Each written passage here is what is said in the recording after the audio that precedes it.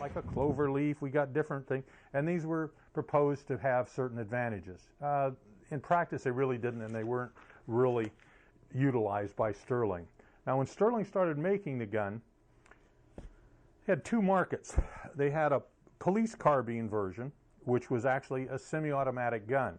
It looked just like, this is a better picture here for you. It looks just like the subgun, but it was limited to semi-automatic. And it also did not come under British law as a restricted weapon, a machine gun. Just like we had laws, they had laws, so that they had this weapon available for police sales. Early on, the gun went through a lot of changes. They had different. Cocking handle comes right out. Then I can pull the spring, and then I can retract the bolt. I'm going to wipe the grease off the bolt so we can inspect it. Okay, now that I've got the bolt a little bit cleaner, I'm going to show you a couple features here. You can see this is the slot for the ejector, and later on we'll show you the ejector. And your feed lips. Now you want to make sure when you take yours out, no cracks, no chips off of it, because that'll really affect feeding.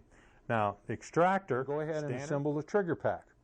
Now, first part, we have our sear carriage, and we're going to put the sear back in it. Now, remember, there's a plunger, and you want to make sure that you got lubricant down in the hole where this plunger rides, because once it's assembled, it's not easy to get any kind of oil in there. Now, when you put this in, you remember I told you that when it's out of the gun, the disconnector will move back and forth on the shaft. So when you go to put this in, you got to make sure that it's in the center, because what it's going to do, this is upside down, but it's going to match up with the groove here in the sear.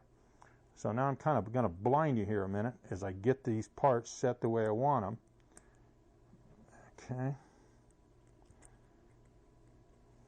Get that in between. It moved a little bit. Once it's in between, the ears are in between there, I can push this back against the disconnector, and then I can rotate it down into the hole so that the two are back together. Now, sometimes what happens is it moves. No, you're not seeing double. I got two Sterlings with the stocks folded.